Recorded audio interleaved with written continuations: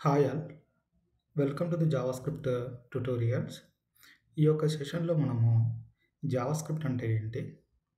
జావాస్క్రిప్ట్‌ని మనము ఏ విధంగా అండర్‌స్టాండ్ చేసుకోవాలి? జావాస్క్రిప్ట్ యొక్క యూజెస్ ఏంటి? అవన్నీ మనము డిస్కస్ చేద్దాం. సో, ఫస్ట్ ఆఫ్ ఆల్ జావాస్క్రిప్ట్‌ని మనము రియల్ టైమ్ ఎన్విరాన్మెంట్‌లో ఏ విధంగా మనము అర్థం చేసుకుంటాం? ఓకే. సో, మనము హెచ్‌టీఎంఎల్ ద్వారా ఏం చేయొచ్చంటే, ఒక వెబ్ పేజ్ యొక్క ఒక వెబ్ పేజ్‌లో ఎలిమెంట్స్‌నంటే మనము ఒక ప్రాపర్ స్ట్రక్చర్ అనేది ఇస్తాం. హెచ్‌టీఎంఎల్ వచ్చేసి. అదేవిధంగా హెచ్‌టీఎంఎల్‌కి సీఎస్ఎస్ యాడ్ చేసినామంటే, మనము ఆ యొక్క ఎలిమెంట్స్‌కి సంబంధించి మనము డిజైన్స్ అనేది మనం ప్రిపేర్ చేయగలము. అదేవిధంగా మనము జావాస్క్రిప్ట్ యూజ్ చేసినట్లయితే, ఆ యొక్క ఎలిమెంట్స్‌కి సంబంధించి మనము ఫంక్షనాలిటీస్ అనేది మనము క్రియేషన్ చేయగలము. సో, జావాస్క్రిప్ట్ ద్వారా ఏం చేయొచ్చంటే, ఒక వెబ్ పేజ్‌లో ఉన్నటువంటి ఎలిమెంట్స్‌కి లేదంటే ఒక వెబ్ పేజ్‌కి సంబంధించినటువంటి ఏమన్నా ఫంక్షనాలిటీస్‌కి మనము ప్రిపేర్ చేయాలంటే మనకు జావాస్క్రిప్ట్ అనేది యూజ్ అవుతుంది. What is JavaScript?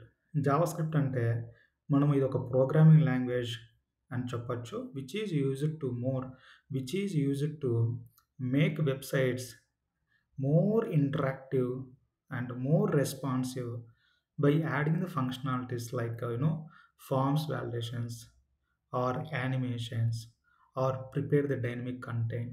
ఇవన్నీ అప్లై చేయడం వల్ల ఆ యొక్క వెబ్‌సైట్‌కి సంబంధించినటువంటి ఇంటరాక్షన్ అనేది మనము డెవలప్ అనేది చేయొచ్చు. Okay. And present modern web బ్రౌజర్స్‌లో జావాస్క్రిప్ట్ లేకోకుండా మనకు ఒక వెబ్ అప్లికేషన్ క్రియేషన్ చేయడం అనేది చాలా కష్టం. సో, దీన్ని బట్టి మనం ఏం అర్థం చేసుకోవచ్చంటే, జావాస్క్రిప్ట్ ద్వారా మనము వెబ్ పేజ్‌కి సంబంధించినటువంటి ఫంక్షనాలిటీస్‌ని మనము డెవలప్ చేయొచ్చు. ఎగ్జాక్ట్‌గా what are the uses in the JavaScript? ఎగ్జాక్ట్‌గా జావాస్క్రిప్ట్ యొక్క యూజెస్ ఏంటి? మనము మెయిన్‌గా జావాస్క్రిప్ట్‌ని క్లయింట్ సైడ్ స్క్రిప్టింగ్ లాంగ్వేజెస్‌లో అయితేనేమి, ఫ్రంట్ ఎండ్ డెవలప్‌మెంట్‌లో అయితేనేమి, సర్వర్ సైడ్ డెవలప్‌మెంట్‌లో అయితేనేమి, వెబ్ అప్లికేషన్స్ డెవలప్‌మెంట్‌లో అయితేనేమి, గేమింగ్ డెవలప్‌మెంట్‌లో అయితేనేమి, మొబైల్ అప్లికేషన్స్ డెవలప్‌మెంట్‌లో అయితేనేమి, డెస్క్‌టాప్ అప్లికేషన్స్ డెవలప్‌మెంట్‌లో అయితేనేమి, బ్రౌజర్ ఎక్స్‌టెన్షన్స్‌ని మనము అప్డేట్ చేసే క్రమంలో అయితేనేమి, ఇలాంటి ఆల్ ద కేసెస్‌లో మనము జావాస్క్రిప్ట్ అనేది మనము ఇంటర్నల్‌గా అనేది యూజ్ చేయడం అనేది జరుగుతుంది. సో, క్లయింట్ సైడ్ స్క్రిప్టింగ్ అంటే వెబ్‌సైట్‌లలో ఇంటరాక్టివిటీని ఎక్కువ మనము పెంచుకునే దానికోసం ఈ యొక్క జావాస్క్రిప్ట్ అనేది మనము ఉపయోగిస్తాం. సో, దీనివల్ల ఏం చేయొచ్చంటే ఫార్మ్స్ వాలిడేషన్ చేయొచ్చు. యూజర్ ఎంటర్ చేసినటువంటి డేటా కరెక్టా? కాదా? అనేది మనము తెలుసుకోవచ్చు ఈ వాలిడేషన్స్ ద్వారా. అలాగే ఒక డైనమిక్ కంటెంట్‌కి సంబంధించినటువంటి చేంజెస్‌ని యూజర్ అనేవాడు ఇంటరాక్ట్ అయ్యేటప్పుడు వెబ్ పేజ్‌లో మనము చేయొచ్చు. సో, ఉదాహరణకి ఒక బటను మనం ప్రెస్ చేసినప్పుడు, మనం ఆ బటన్ ప్రెస్ చేసినప్పుడు ఒక కొత్త డేటా మనము చూపించాలన్నా, లేదంటే ఆ యొక్క పర్టిక్యులర్ ఎలిమెంట్‌లో ఉన్నటువంటి ఏదైనా వాల్యూ అనేది కరెక్ట్‌గా ఉందా? లేదా? ఇవన్నీ చెక్ చేసుకునే దాని కోసం మనము జావాస్క్రిప్ట్ అనేది యూజ్ చేస్తాం. దీనివల్ల మనము యానిమేషన్స్‌ని గూడా మనము ప్రిపేర్ చేయొచ్చు బటన్ క్లిక్ చేయడం ద్వారా. ఓకే. అదే విధంగా ఫ్రంట్ ఎండ్ డెవలప్‌మెంట్‌లో మనం యూజ్ చేసుకోవచ్చు. జావాస్క్రిప్ట్ ఫ్రంట్ ఎండ్ డెవలప్‌మెంట్‌లో చాలా ఇంపార్టెన్స్ రోల్ అనేది ప్లే చేస్తుంది. ఇదొక వెబ్‌సైట్‌లలో మరింత ఇంటరాక్టివ్‌గా యూజ్ చేసుకునేదానికి ఇది యూజ్ అవుతుంది. సో, ఫర్ ఎగ్జాంపుల్ మీరు హెచ్‌టీఎంఎల్ మరియు సీఎస్ఎస్‌తో ఈ యొక్క జావాస్క్రిప్ట్‌ని మనం ఉపయోగించడం ద్వారా యూజర్‌కి స్మార్ట్ ఫోన్ లేదంటే టాబ్లెట్ లేదంటే కంప్యూటర్‌కి సంబంధించినటువంటి ఎలాంటి ఇన్‌స్ట్రుమెంట్ అయినా చాలా వండర్‌ఫుల్ ఎక్స్‌పీరియన్స్ అనేది యూజర్‌కొస్తుంది. జావాస్క్రిప్ట్ సాయంతో మనం ఏం చేయొచ్చంటే యూజర్ నుంచి ఇమ్మీడియేట్‌గా మనము ఏందంటే రెస్పాన్సెస్ అనేది మనము గెట్ చేయొచ్చు. సో, ఉదాహరణకి మీరు ఒక మెనూ ఓపెన్ చేసినప్పుడు, మెనూ మీద క్లిక్ చేసినప్పుడు, ఆ మెనూలోను ఓపెన్ చేసినప్పుడు అది స్మూత్‌గా ఓపెన్ చేయడం గానీ, లేదంటే స్లైడర్ ఇమేజెస్ ఉంటాయి. ఆ స్లైడర్స్ ఇమేజెస్‌ని చూపించడం వంటి ఫీచర్స్‌ని మనము జావాస్క్రిప్ట్ ద్వారా ఈజీగా అనేది మనము ఇంప్లిమెంట్ చేయొచ్చు. సో, ఫ్రంట్ ఎండ్ డెవలప్‌మెంట్‌లో జావాస్క్రిప్ట్ అనేది లేకపోతే వెబ్‌సైట్స్ చాలా సింపుల్‌గా కనిపిస్తాయి. అంటే ప్రాపర్ యూజర్ ఇంటర్‌ఫేస్ అనేది ప్రాపర్‌గా ఉండదు. సర్వర్ సైడ్ స్క్రిప్టింగ్‌లలో కూడా జావాస్క్రిప్ట్ అనేది యూజ్ చేస్తాం. సో, జావాస్క్రిప్ట్‌ని కేవలం క్లయింట్ సైడ్ స్క్రిప్ట్‌లే కాదు, సర్వర్ సైడ్ స్క్రిప్టింగ్ లేదంటే ఫర్ ఎగ్జాంపుల్ నోడ్.జేఎస్ వంటి ప్లాట్‌ఫామ్‌లలో సర్వర్ సైడ్ స్క్రిప్టింగ్ కోసం ఇది జావాస్క్రిప్ట్‌ని యూజ్ చేస్తారు. సో, ఈ విధంగా మనం ఏం చేయొచ్చంటే వెబ్ సర్వర్‌లని డెవలప్ చేసుకునే దానికోసం బ్యాక్ ఎండ్ సేవలను మనము మెయింటైన్ చేయడం అనేది చాలా ఈజీ అవుతుంది. నోడ్.జేఎస్ ద్వారా జావాస్క్రిప్ట్ యూజర్ నుంచి వచ్చేటువంటి రిక్వెస్ట్‌లని త్వరగా మనం ప్రాసెస్ చేసి సర్వర్ నుండి ఈ యొక్క ఆన్సర్స్‌ని జావాస్క్రిప్ట్ అనేది సెండ్ చేయగలదు. సర్వర్ స్క్రిప్టింగ్‌లలో జావాస్క్రిప్ట్ ఉపయోగించడం ద్వారా మనము మరింత స్కేలబిలిటీ, మరింత ఫాస్ట్ వెబ్ అప్లికేషన్స్ అనేది మనము జనరేట్ చేయొచ్చు. ఓకే.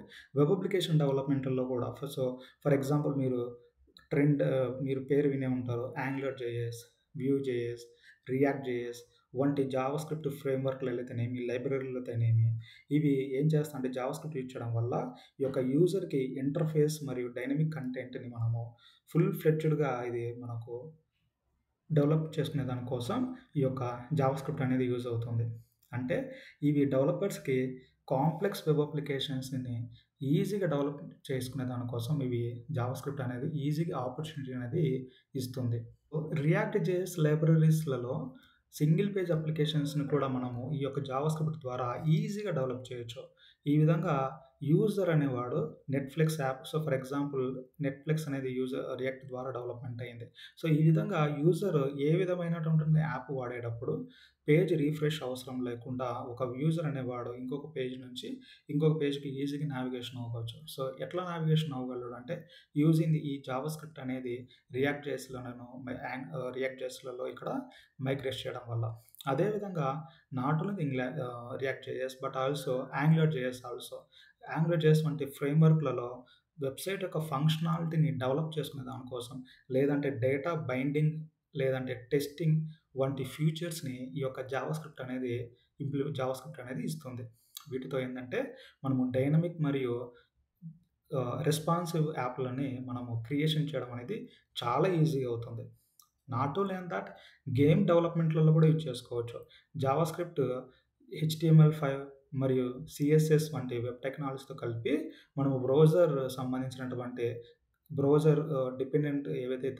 మీద డిపెండెంట్ అయి ఉన్నటువంటి గేమ్స్ ఏవైతే ఉంటాయో వాటిని క్రియేషన్ చేసుకునే దానికోసం జావాస్క్రిప్ట్ అనేది యూజ్ అవుతుంది. ఫర్ ఎగ్జాంపుల్ చిన్న సైజ్ గేమ్స్ నుండి ఇంటరాక్టివ్ వెబ్ ఎక్స్‌పీరియన్స్ అందించే గేమ్స్ వరకు ఇది జావాస్క్రిప్ట్ అనేది అందించగలదు. సో, బ్రౌజర్ గేమ్‌లలో గేమ్ లాజిక్ మరియు యానిమేషన్స్ నిర్వహించడానికి ఈ యొక్క జావాస్క్రిప్ట్ అనేది ఇంపార్టెంట్ రోల్స్ అనేది ప్లే చేస్తుంది. సో, హెచ్‌టీఎంఎల్ క్యాన్వాస్‌లతో జావాస్క్రిప్ట్‌ని మనము మెర్జ్ చేసి వాడినామంటే మరింతటువంటి విజువల్ ఎఫెక్ట్స్ గానీ, మరియు ఇంటరాక్టివ్ ఎలిమెంట్స్‌ని గానీ మనము క్రియేషన్ చేయొచ్చు. ఓకే. పెద్ద పెద్ద గేమ్‌లలో కూడా ఫాస్ట్ ప్రాసెసింగ్ మరియు రియల్ టైమ్ మల్టీప్లేయర్ సపోర్ట్ వంటి ఫీచర్స్‌ని ఈ జావాస్క్రిప్ట్ అనేది మనకు అందిస్తుంది. అంతేగాకుండా మనము మొబైల్ డెవలప్‌మెంట్‌లో కూడా ఈ జావాస్క్రిప్ట్‌ని వాడొచ్చు. సో, మొబైల్ డెవలప్‌మెంట్‌లో జనరల్‌గా మనము రియాక్ట్ నేటివ్ మరియు ఐకానిక్ వంటి ఫ్రేమ్‌వర్క్‌లతో ఈ జావాస్క్రిప్ట్ ఉపయోగించి ఐఓఎస్ మరియు ఆండ్రాయిడ్ ప్లాట్‌ఫామ్స్ కోసం మరియు క్రాస్ ప్లాట్‌ఫామ్ మొబైల్స్ యాప్స్‌ని మనము డెవలప్‌మెంట్ చేయొచ్చు. రియాక్ట్ నేటివ్ లాంటి ఫ్రేమ్‌వర్క్‌లు మొబైల్ యాప్ డెవలప్‌మెంట్‌ని మరింత ఈజీగా చేసి డెవలపర్‌కి ఒకే కోడ్‌తో 2 ప్లాట్‌ఫామ్స్‌ని డెవలప్ చేసుకునే దాని కోసం ఈ యొక్క జావాస్క్రిప్ట్ అనేది యూజ్ చేస్తుంది. దీనివల్ల టైము మరియు ఎన్విరాన్మెంట్ ఫీచర్స్ అనేది మనకు చాలా కలిసేసొస్తాయి. ఓకే. డెస్క్‌టాప్ అప్లికేషన్ డెవలప్‌మెంట్‌లో కూడా ఇది యూజ్ చేసుకోవచ్చు. సో, ఫర్ ఎగ్జాంపుల్ ఎలక్ట్రాన్.js వంటి టూల్స్ ద్వారా డెవలపర్స్ హెచ్‌టీఎంఎల్, సీఎస్ఎస్ వంటి వెబ్ టెక్నాలజీ యూజ్ చేసి డెస్క్‌టాప్ యాప్స్‌ని మనము క్రియేషన్ చేయొచ్చు. ఈ విధంగా డెవలపర్స్ ఒకే కోడ్‌తో విండోస్, మ్యాక్, లైనక్స్ వంటి డెస్క్‌టాప్ ప్లాట్‌ఫామ్స్‌కి యాప్స్‌ను ఈజీగా మనము డెవలప్ చేయొచ్చు.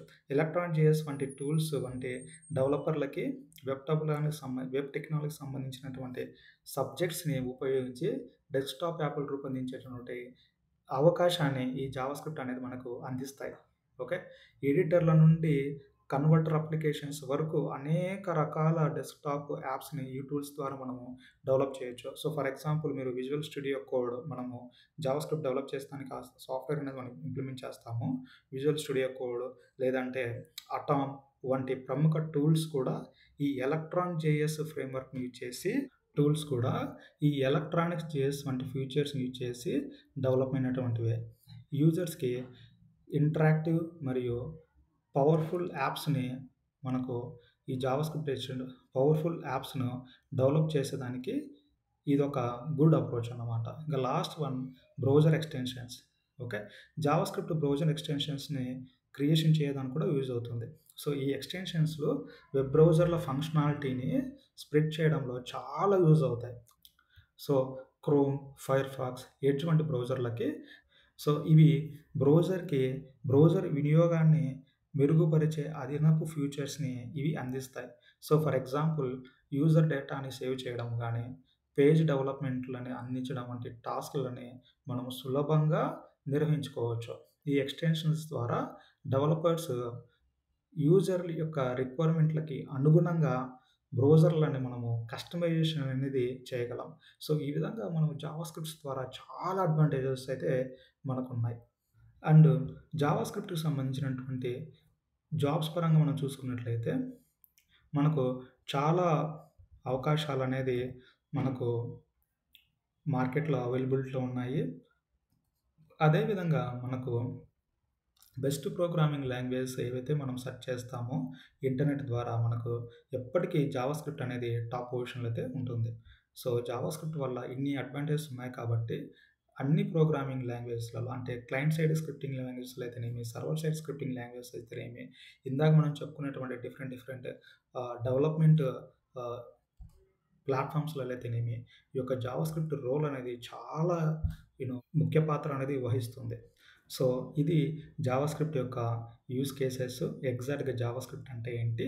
సో, మనము నెక్స్ట్ సెషన్‌లో జావాస్క్రిప్ట్‌ని మనం ఏ విధంగా సెటప్ చేసుకుంటాము, జావాస్క్రిప్ట్‌ని ఏ విధంగా ఇంప్లిమెంట్ చేస్తామో మనము నెక్స్ట్ సెషన్‌లో మనము చూద్దాం.